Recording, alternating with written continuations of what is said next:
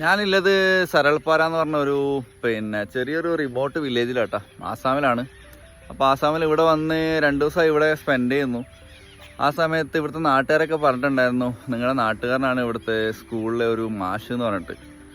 അപ്പം ഞാൻ ആദ്യം വലിയ കാര്യമാക്കിയില്ലെങ്കിലും പിന്നെ ആൾക്കാർ ഓരോ ഷോപ്പിൽ പോകുമ്പോൾ ആൾക്കാരിങ്ങനെ പറഞ്ഞു തുടങ്ങി, ആൾ സ്വന്തമായിട്ട് സ്കൂൾ തുടങ്ങിയിട്ട് കുറേ വർഷമായി ഇവിടെ എന്നൊക്കെ പറഞ്ഞു. പിന്നെ എനിക്ക് സ്കൂളൊക്കെ ഒന്ന് കാണാൻ തോന്നി, പിന്നെ ആളുമായിട്ടൊന്ന് സംസാരിക്കണം തോന്നി. അപ്പോൾ ഞാൻ ആളെ നമ്പറൊക്കെ ചോദിച്ച് നമ്പറൊക്കെ തന്നു, വിളിച്ച് സംസാരിച്ചിട്ടോ.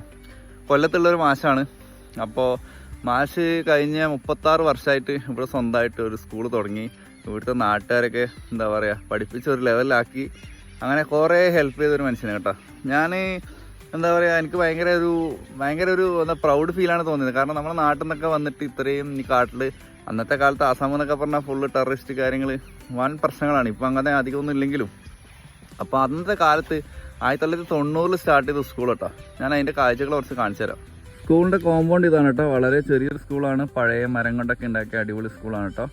പിന്നെ ഇപ്പോൾ വെക്കേഷനാണ്, അല്ലെങ്കിൽ നമുക്കും കുറച്ച് ക്ലാസ്സൊക്കെ എടുത്ത് നമുക്ക് പറ്റുന്ന പോലെ നമുക്കൊന്ന് സഹായിക്കായിരുന്നു. പക്ഷേ ഞാൻ അങ്ങനെ വിചാരിച്ചു. പക്ഷേ ഇപ്പോൾ വെക്കേഷൻ ആയതുകൊണ്ട് ഇപ്പോൾ ആൾക്കാരൊന്നും ഇല്ല, അത് ക്ലോസ്ഡ് ആണ്. 10ാം ക്ലാസ് വരെ ഇവിടെ ഉണ്ട് കേട്ടോ. ഇപ്പോൾ 10ാം ക്ലാസ് വരെ ഉണ്ട്. ആൾ +2 വരെ ഇത് എക്സ്റ്റെൻഡ് ചെയ്യാൻ വേണ്ടി ഒരു പ്ലാൻ ഉണ്ടെന്നൊക്കെയാണ് പറഞ്ഞത്. എന്തായാലും നടക്കട്ടെ എന്ന് പ്രാർത്ഥിക്കുന്നു. സംഭവം കൊള്ളട്ടെ. ഇവിടെ നമുക്ക് പേര് കാണാൻ പറ്റും, ഗീതാഞ്ജലി ഇംഗ്ലീഷ് സ്കൂൾ.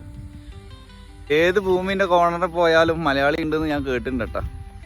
ഇത് അങ്ങനെയായിട്ടാണ് തോന്നിയത്. എന്തായാലും ഏത് കാട്ടിൽ പോയാലും ഒരു മലയാളികൾ ഉണ്ടാവും.